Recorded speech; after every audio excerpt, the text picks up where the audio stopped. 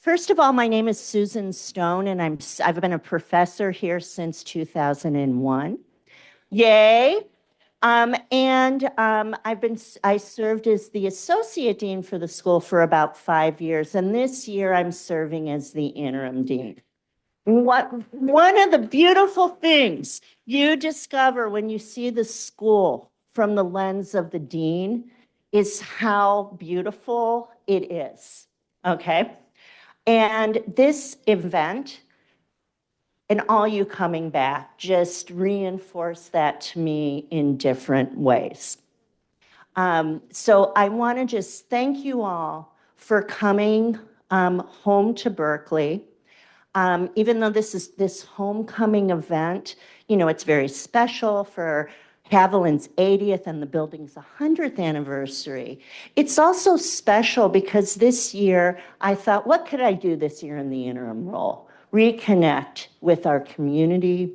So this will be one of several events over this year that are really going to be focusing on re-engaging with our alumni. Okay, and so I told everybody this year is all alumni all the time. And Mimi Kim, our speaker today, is an alumni of our PhD program.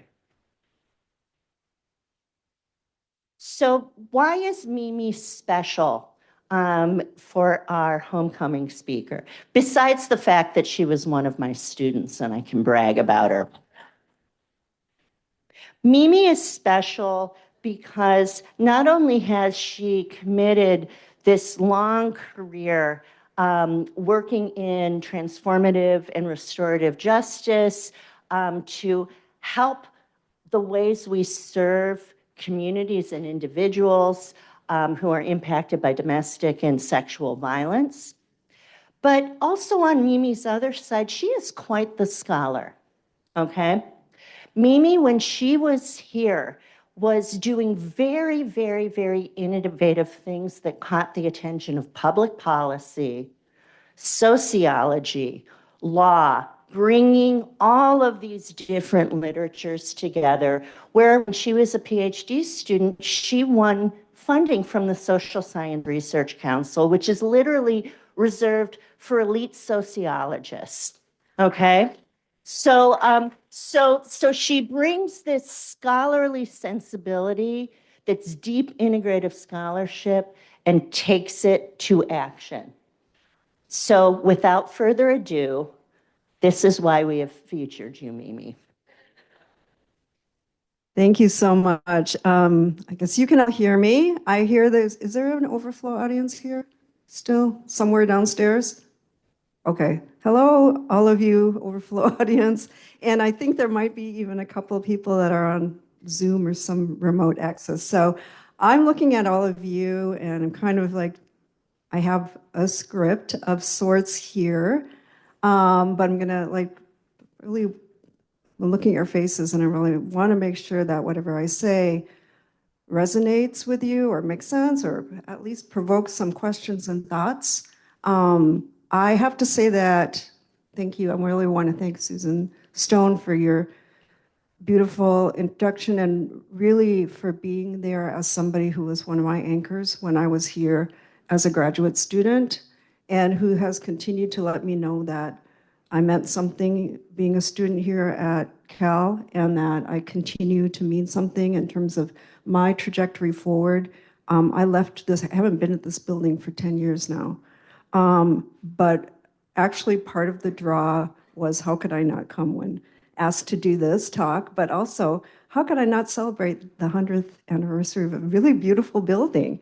And in fact, it was one of my draws here was, I don't know if you all know Barrows Hall, that really horrible building that sociology is in. And I remember thinking, if I have to be in a building like that for the whatever number of years you're in a PhD program, sometimes, going into 20 years as I hear, like I'm really going to suffer. I'm not going to be able to do that. And then I came to Haviland Hall and I thought, this is a building for humans, The window's open, it's got 3 floors, I can do this. So Aside from the School of Social Welfare being here, I'm happy to also celebrate the 100th anniversary of this building with you all and see all the improvements made. We did not have this room before.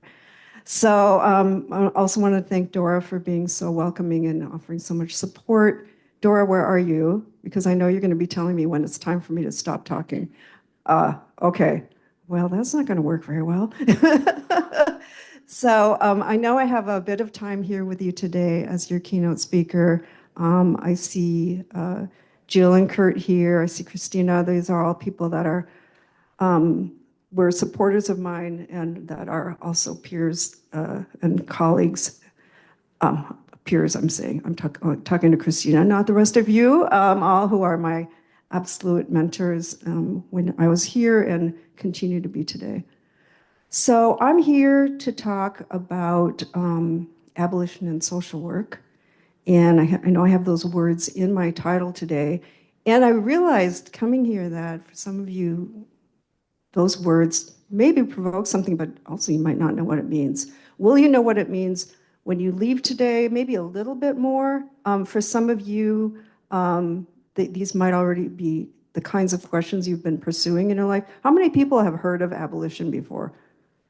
Okay, that's pretty much everybody. Not everybody, but most. And of course, abolition means many things, right? It was abolition of slavery, abolition of many things.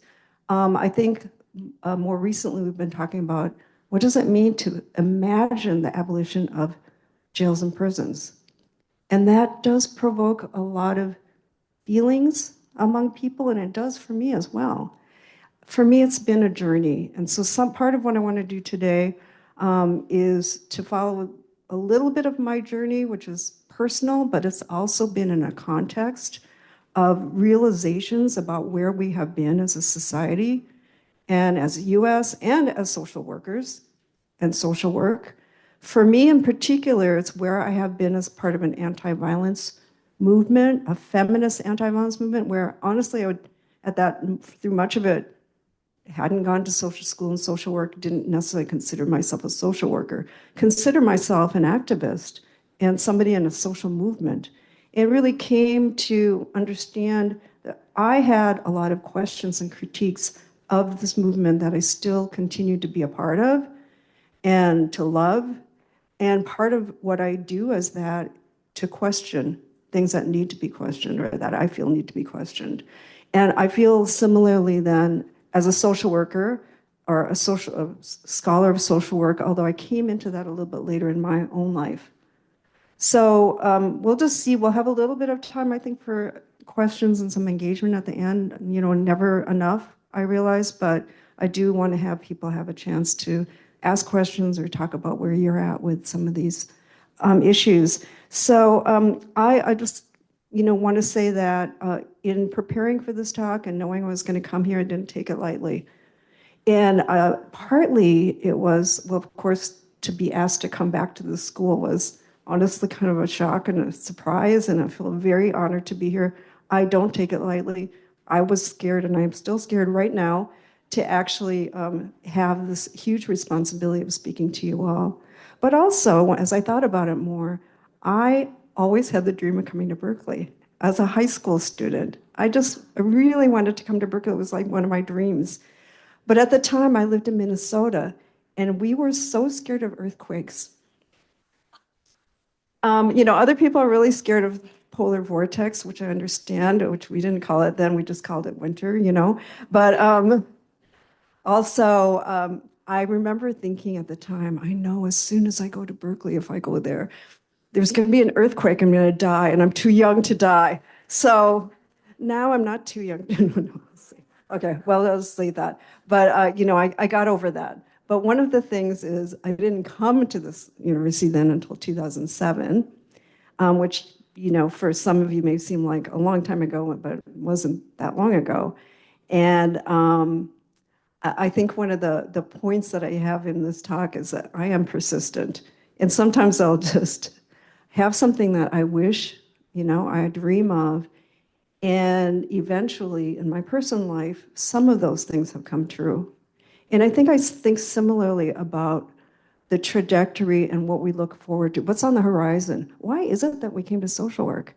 And I think for so many of us, it's because we have a desire for a better world, right? We have this idea of, and we might call it different things, of progress, equity, equality, social justice, right? Social justice, we have that as one of our tenets, and I think we might be the only field that does. So I know that I was always stirred as a very young person to think about a better world and to really be committed and to think that was so important that I knew that whatever I did in my life was going to be towards that end. I now call that liberation, that those words, I mean, what word, our words are always so imperfect, but what does that look like? Is it just a dream? No, it has to be something that is both a horizon, but also something very concrete. So as I was thinking about what it is to look into the horizon, I have a spiritual teacher right now who, and I have to admittedly terrible student, but one of the things that she talks about continuously, and this is Roshi Norma Wong, is talking about the 7-generation arc. And it's not only, she didn't come up with that, I think many people are talking about 7 generations. It's something that many, many, many indigenous groups talk about. That's just a natural thing. We think about the 150 years ahead of us and what we bring to that. Now, that is something that we do less and less in the world today, right? We're thinking about the next day, the next week, the next 4 years. But we really do, what does it mean to turn and look towards something 7 generations ahead, but also to think about what the 7 generations behind us have brought. And as somebody who's an immigrant, that is something that is challenging and sometimes very painful. I don't know very much about 1 generation behind me, much less 7 generations. And as somebody who came from Korea, that has been a land torn by war, I have, my father's side is from North Korea, so how much do I know about my family that's still in North Korea right now? I can't even visit them. How much do I know about my mother's family, which is South Korea? But because of war, I have a grandfather who was an orphan. And so even in South Korea, I don't have ties to the generations before me. And so I sometimes just have to stop and feel and imagine what they would think, what they're trying to tell, what's the message, and what's the message forward. So I kind of leave that is something that I have been striving to really try to understand for myself. And I think that it's not only an individual thing, this is a collective thing, because ultimately we're in this together. I want to start with some things that were important in my trajectory here. Let's see, like on page 8, and then I have to flip forward. Let me see.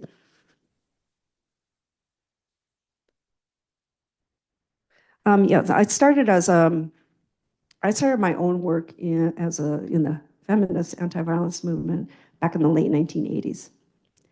I was hired in Chicago at a rape victim services program. And how many people are familiar with Chicago at all? A little bit. Oh, yeah, that's right, Susan, you too.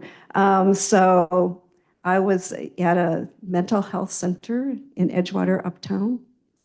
And the reason I was hired at the time, there were very, very, very few Asians. I think I might have been one of the first in the whole state of Illinois to be doing this work. And people just, oh, well, we never hear from them, so they must not have this problem. Well, why? Do the Asian communities even know that these centers existed? Did you have anybody who spoke their language? Did you have anybody that looked like them there? No. At the time, there was going to be, we knew there were not going to be, but there were already many, many Southeast Asian refugees coming to Chicago and all over this country. And people were aware that there had been a lot of sexual assaults happening in that community, right? If people remember that time, we were talking about the boat people. And there was not one single program that was there with the capacity to deal with Southeast Asian community or Asian community. So I was hired. And I was there to be a community educator. I was young. I went out, and there are many Asian communities. So that meant I went to the Chinese community in Chinatown in Chicago, the Vietnamese Chinese community that was in Uptown, the Vietnamese community that was not Chinese, that was maybe a couple blocks away, the Cambodian community, the Korean community that at that time was on Lawrence Avenue. I was traveling around, did not have a car, and was going to all those places and coming up and saying, I'm going to talk to you about sexual assault. So as you can imagine, I had to learn a lot of lessons about how you do that and have the doors stay open. What did I find out? People knew about sexual assault. This was, of course they did. Did they want to talk about it? Maybe not. Did they have ways to talk about it? Yes, if you could stick around long enough and listen, you might find that. After doing this, did people then come to the Rape Victim Services Program at Edgewater Uptown? No. So what did I have to do? I had to bring the program to them, right? I had to bring the issue to them. I had to be a bridge to these different communities. And the real lesson I learned is how to bring a bridge to my own community, to the Korean community, and talk about something that was not only sexual violence, but domestic violence, and do that in a way where people felt like, okay, I can relax a little bit. I might actually hear something that's useful to me, and this might lead to something that actually is meaningful for our community.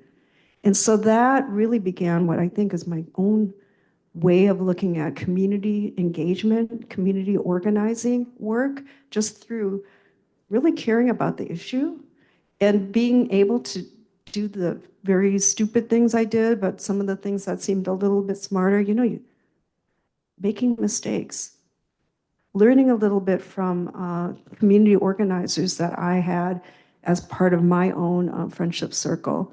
And what we ended up doing there is going to the Korean community, being together with a couple people that I got to know, and saying, you know what?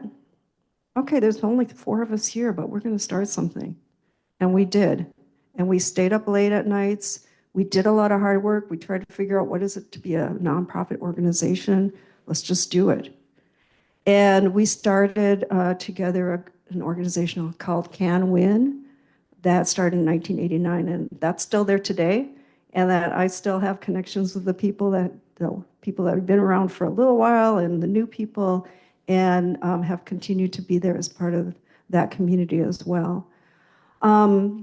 It was also a time in Chicago when every sexual assault organization was run by a white woman in a city that was largely Black and other people of color. And so it was also the beginning of me being in solidarity with other women of color, other people of color, and understanding that we were only going to make change if we came together and bridged our differences and asked ourselves, what do we have in common? What is it that our communities need? How do we do that?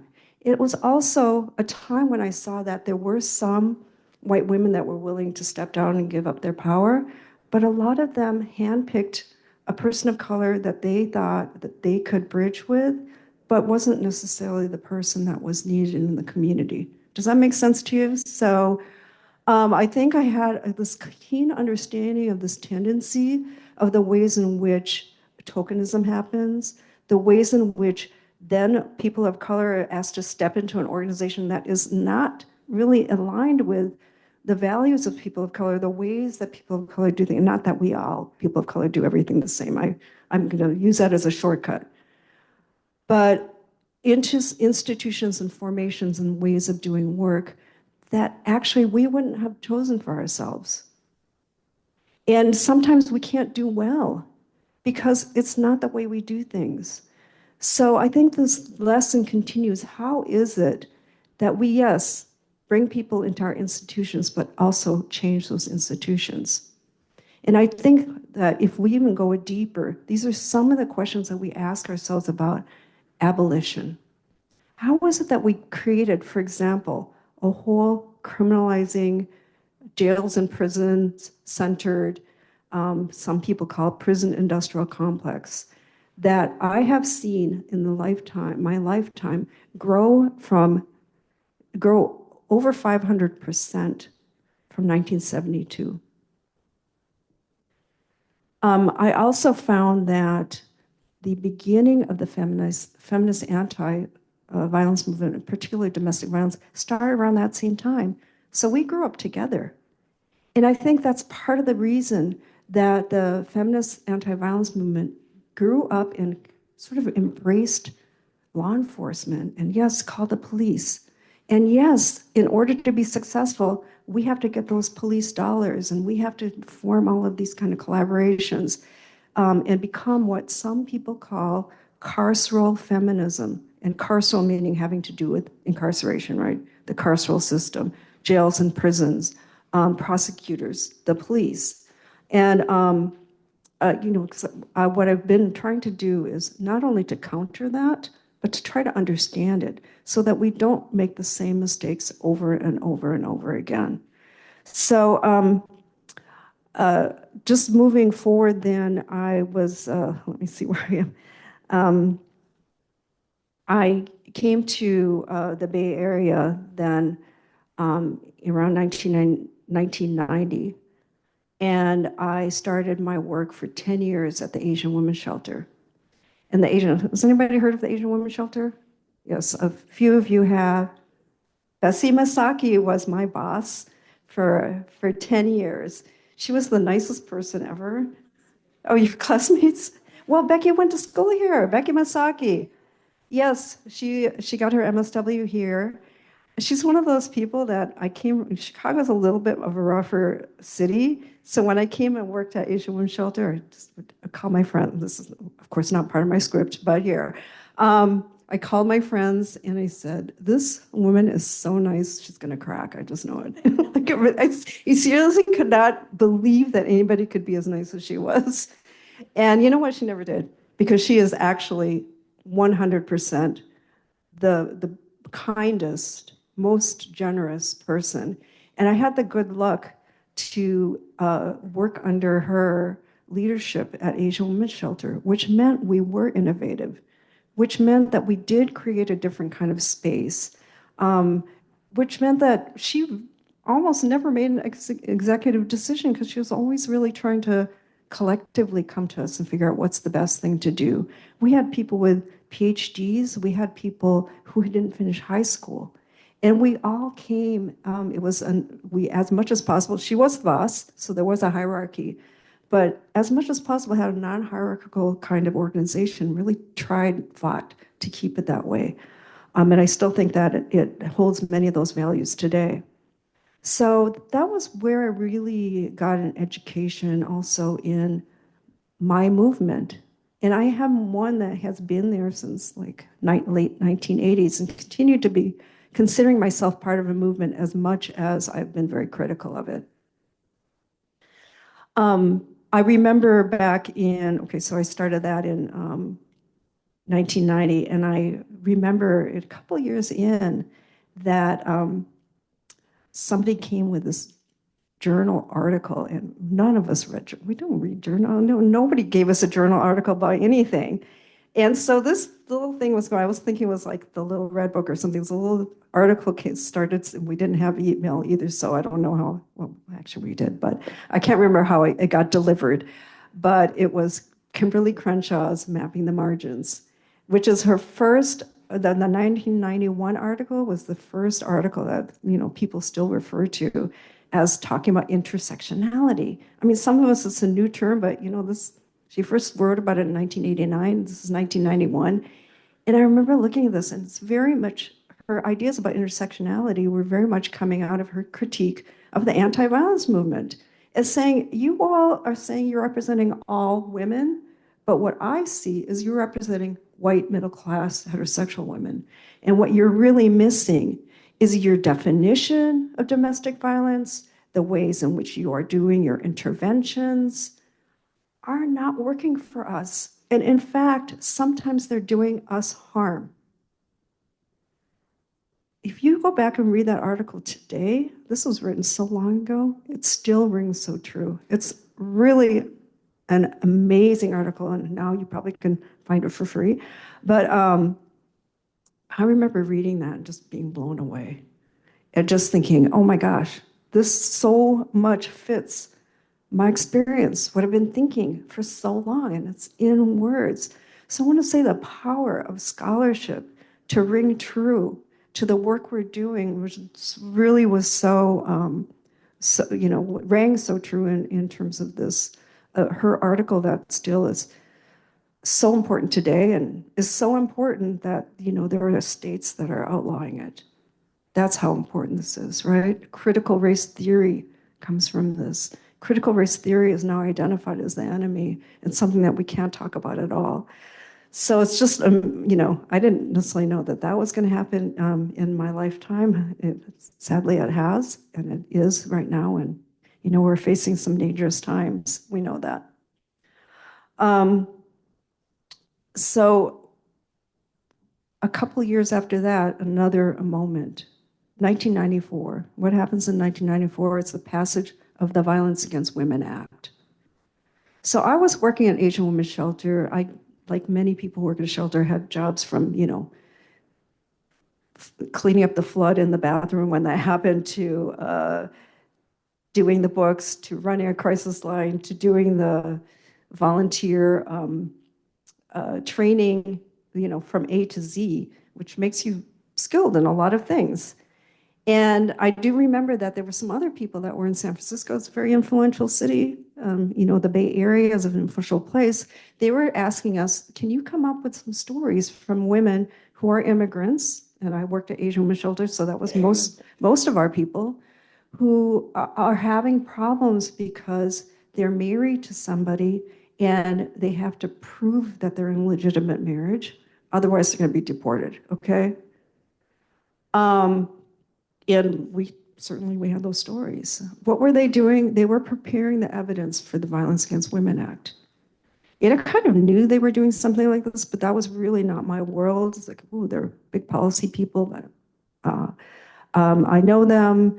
We're at what was then called the Family Violence Prevention Fund. That's still there today. And so I knew this big bill might be coming.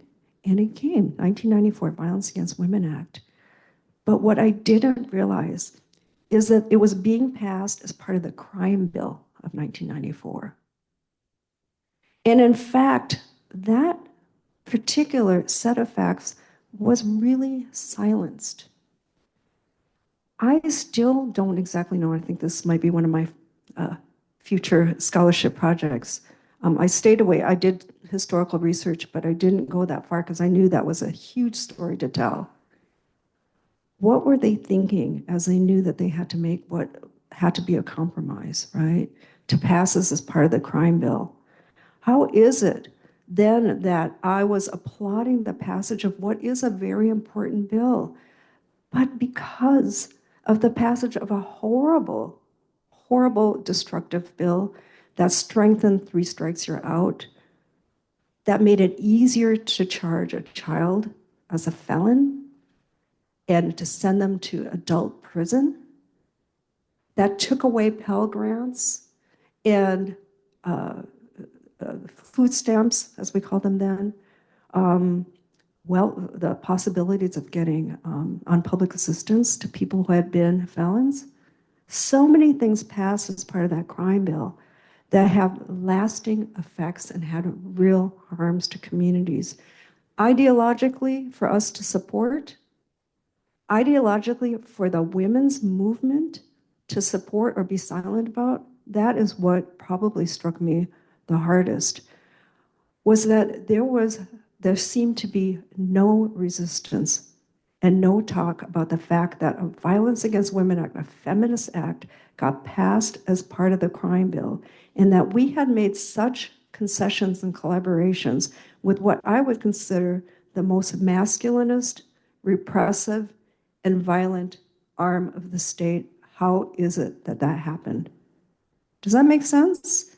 It is something that even now, I have to say, I got asked to be on a panel at the 30th anniversary of the Violence Against Women Act.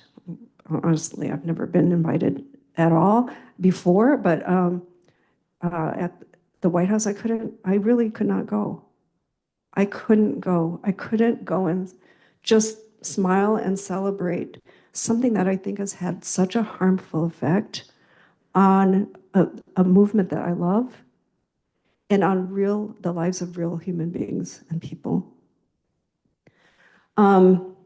So at that time, strangely, I was surprised. Here I'm in the Bay Area, which is very progressive, in an organization that's very progressive.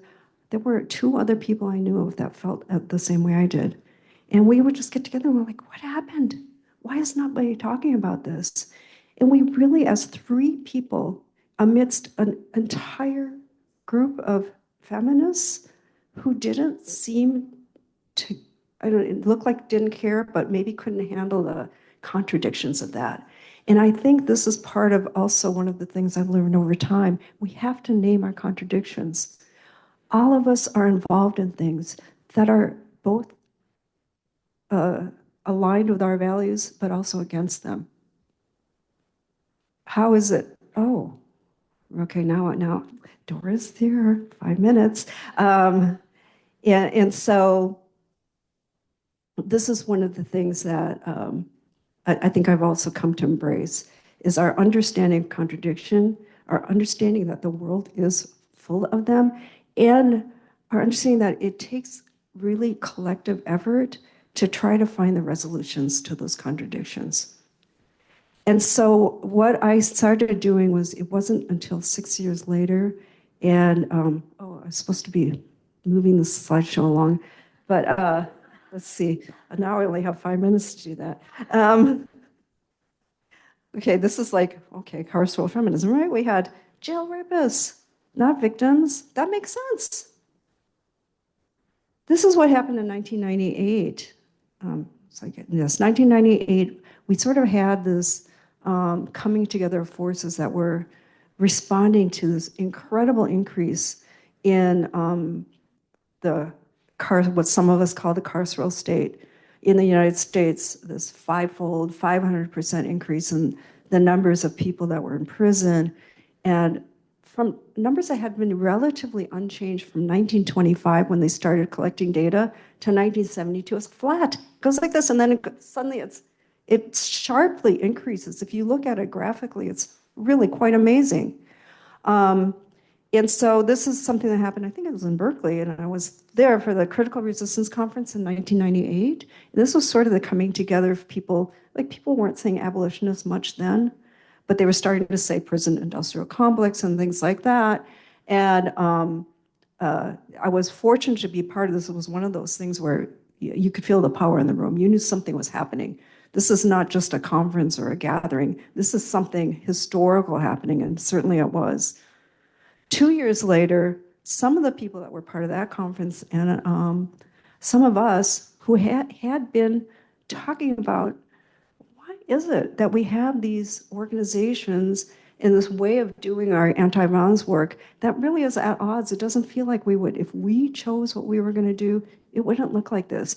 And in fact, when we try to choose what we want to do, sometimes we're being told we're not good feminists. We just don't understand. If you want to have the kind of, for example, intervention to violence that might possibly look at the possibility of bringing people together at some point, not like, oh, this is easy to do, just have them talk it out. No. That was considered to be so dangerous that you could not even say that you were going to do it, because it looked like, oh, you don't understand, you're not feminist, or you're just going to stand for your man no matter what. You're just being naive. So that had been actually even outlawed and really considered, something, I remember finally there was something of restorative justice, for example, that he never talked about. It was at a conference that happened in 1999. I went to the workshop, I was so excited, and all they said was, you can never do this. You can't do this. And I thought, I was so disappointed. And, but I don't forget that day. And in fact, I think we have come to prove them wrong, finally. I was very fortunate to be part of a group of people. I said there were 3 people in the Bay Area that I talked to at that time. Well, there were a couple people in Chicago, a couple more in Philadelphia, in Seattle, in New York, in Durham. Do you know what I mean? There were just, we started kind of getting together and sort of forming our critique and understanding of, like, we need to do something different. We can't just let this continue. And what we did is we had held together a gathering in 2000, called it The Color of Violence. We thought maybe 200 people would come. About 2,000 people tried to come to the conference, and we weren't even able to take them all because we'd never imagined. So another thing, like there was something in the air, right? It wasn't just wow, I went to an interesting conference. It was something that people still talk about, and that was not only life-changing, but I think it was social movement changing. Do you mean these kinds of ideas were coming out that were very important. One of the things that happened was the critical resistance group and the insight group, some of whom were the same people, came together and said, we have a lot of alignment, but we see a lot of differences. And this point at which these alignments and these differences were actually articulated and put into a statement, I think mapped a whole new kind of landscape of our future work. And that was some of these things I did write down. And so let me find that page. And I think I've gone over the 5 minutes, so I don't know what's going to happen here. So first of all, a few points. Now, do I expect you? Obviously, I'm not going to read them off this poster that was made. But you can see here, we call just social justice movements to develop strategies and analysis that address both state and interpersonal violence, particularly violence against women. And I know that the organization has changed from like focusing on women, on looking across different genders. At this point, that was a little bit of an evolution. But basically, some of the points were, well, we know criminalization actually hasn't worked to stop violence. Criminalization actually has brought a lot of women into, to being arrested and incarcerated. And in fact, I remember asking one time the Oakland police what the rates were of women, and it was 10% of domestic violences. No, it was more than 10%. I think it was maybe 25% of domestic violence arrests were of women. Was it because, as people say now, that women were just as violent as men? Well, women can be violent, of course. But also, a lot of it was called self-defense. They were mandated to go in and arrest somebody. So if somebody defended themselves, how many times did we see that the person that was a survivor of violence made a scratch or something, and at that point, the person who was causing harm, and that's the language we use now, was the person who called the police because they knew somebody was going to be arrested. That happens so much. At one point at Asian Women's Shelter, almost every single woman that was there at the shelter was somebody who was also facing charges. So this is a very, very real thing. Prisons don't work. The professionalization of the anti-violence movement and its reliance on government funding has isolated that movement from other social justice movements.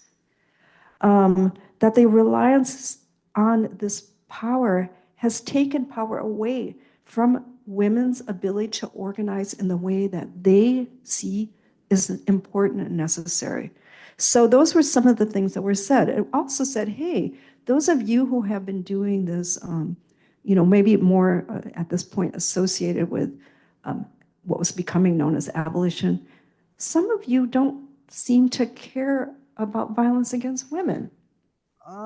You care about the violence of the state, but there are many, many acts of violence, not only women, but including women, domestic violence, sexual violence, violence against children, that you're considering not a priority in your struggle against violence. We're challenging you, right? You need to do something about that. You need to care. You seem to only name men and boys who are victims of state violence, but many women and girls are also the victims of state violence. You need to change that. And so what you saw is these things are still tensions in this movement, but you never saw them articulated and named in that way. And I feel like that is the fertile ground for so much of the work that has come up since then, transformative justice and community accountability. Okay. So sorry. Am I done? I'm going to give you 2 more minutes so we have time for questions. Oh, Is that evil? no. How did that happen? Okay. Because you're an engaging storyteller. So here, what did I do in 2004? I decided that what we had good political rhetoric. We didn't have practices that were built. How do we do that? How do we then start institutions or methods and approaches, or maybe remember things that we've done in the past that have been discarded, devalued, thrown away, considered, oh, not feminist enough? And that's when I decided in 2004 to start my own organization as somebody who actually had a history of understanding something about sexual and domestic violence, but wanting to try something different. Let's see what this actually looks like. And so we started a little office in downtown Oakland in 2004. And this is now a book that came out in like just a couple of years ago. What we did is we did an experiment. We saw, what does it look like to actually not use the state, to actually bring families together collectively? What is it to even imagine that we might even talk to the person and engage the person who caused harm to be part of the solution? We weren't allowed to do that in our organization, so I've decided to create another one where we did. And this was the start of creative interventions. These are the lessons that we came up with after a few years of doing that work. We collected stories too. Like, I'm sure there's a few of you here that like, oh, I remember when my aunt fought back. I remember my mother telling me about a story of people that came together to stop violence. These stories weren't being recorded. I started hearing some of them and they were so cool and like really exciting to me. So I was like, let's also collect these stories. So there's this project we started then called Storytelling and Organizing Project. That was our old logo, and we are reviving this today. And that's our new, I don't know, tell me. Obviously, I kind of like the old one too, but anyways, this is our new logo. So you look out for this. We're going to have a podcast coming out early next year. And then coming back to Abolition and Social Work, this book came out in April.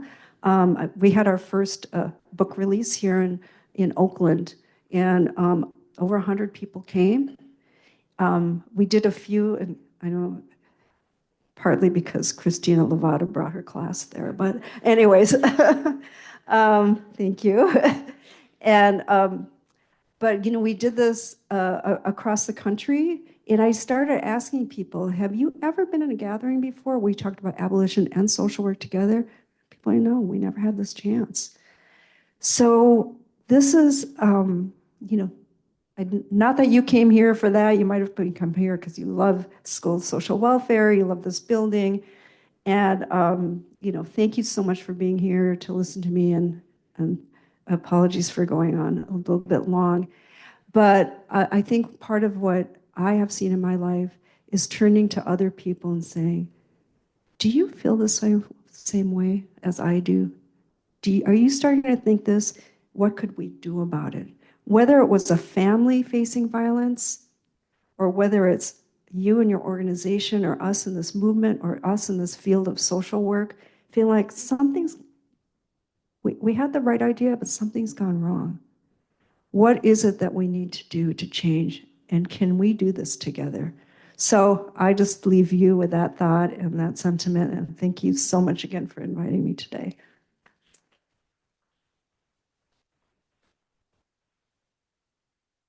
Now we have almost no time to have questions, but we're gonna have lunch together so we could, I'll chat then too. But we have a good 7 minutes, correct? whoa,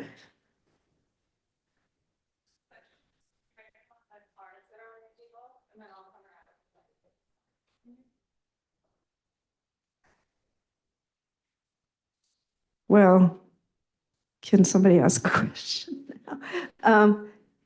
Yes, well, okay. I'm not in control of this space. Kurt, you can talk really loud. Yeah, Well, okay.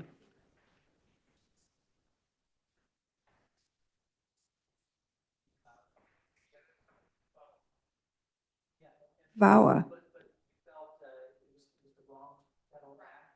Yes.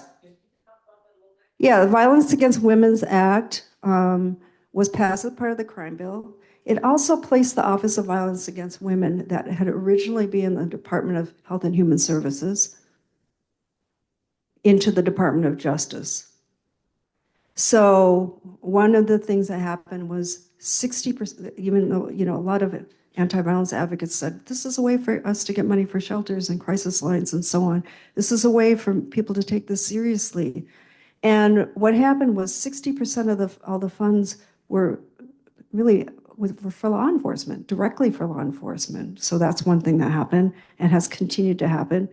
It placed the Office of Violence Against Women against it within the Department of Justice. So obviously that's going to be a whole different lens than if it were put in Health and Human Services.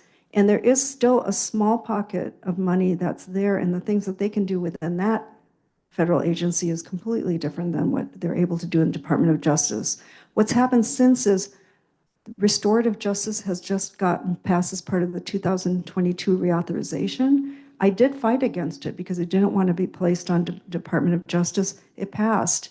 And, you know, I have to say I'm engaged a little bit in some what I would consider harm reduction at the moment to make, I can't say that I can make sure it's not going to go in a certain way. I think the fact that it's in Department of Justice means that there are people that are very well-intentioned that still might be preventing from doing restorative justice in the way that we had hoped. I also helped to start a restorative justice program that's non-law enforcement in Richmond, California, or in Contra Costa County. It's called the Chat Project. And you know, if you look at that website, you also see a couple reports I wrote that are evaluations of that project that have been done, I think in a way that is much closer. You know, it's one model and one approach that I feel has been really, really important in kind of having us experiment again about what we could do as programmatically and as a field. There's more that can be said, but thank you for that question. Are other questions being gathered now? I'm not sure how you're, yeah. Hi, Mimi. Thank you for an amazing career that you've had. As a colleague and friend, you know, I admire your work and who you are so much. I'm curious how your time here at Haviland at Berkeley Social Welfare inspired maybe your current, more recent work, as well as you recently won another amazing award. If you want to speak to some of that inspirational work, that would be great too. Thank you. I have to say, coming to Haviland Hall and being here in the School of Social Welfare, it was challenging. In some ways, I didn't get full support, I think, for the work I did, but I did strategize to get that support. And that is, especially at the time, to talk about like a critique of the criminal justice system was not something that was very common in our field. It's like 2007, and I graduated in 2014. But what you get in Berkeley, and you all know this, is it's interdisciplinary. I did get it, and I have to ask, you know, I have to say that Neil Gilbert was the person that said, because I said, why are we talking about the welfare state? Why don't we talk about the carceral state? Who's doing this? And he did tell me, he said, read the work of David Garland. And I'd read the work of David Garland, and that really also started me on a path of this kind of scholarship. So what you find here is this interdisciplinary program that's kind of like the reason I wanted to come to Berkeley in the first place, right? Is the place to go to geography, to sociology, to law, to be here and have the support of faculty to do that. And to say, people like Susan Stone, like Julian Chow, with Kurt was very, very supportive of the work that I was doing always, centering the work of people of color and having this broader community of people. One of my advisors was in public policy. I took a lot of classes in public health. And so I really was like, what I do think very strongly about social work is the place of action, right? We are doing interventions. You're in sociology. I took a lot of classes there too, but you're thinking about it. You are kind of an armchair, there's an armchair critique going on. That's like, not everybody. I learned a lot there, but I think in terms of people actually doing programmatic interventions, that is social work. And but then we need to bring that interdisciplinary understanding of the context in which our work is done to actually do it in a way that's promoting social justice as we know that we want to do. And it's not always obvious. I mean, I think for a lot of people still think the Violence Against Women Act, wow, that's great. It's in the Department of Justice. It's not great. So, so it allowed me the chance to really explore that. I think through my research that I was really able to ask questions of why is it that this supposedly emancipatory social movement did this?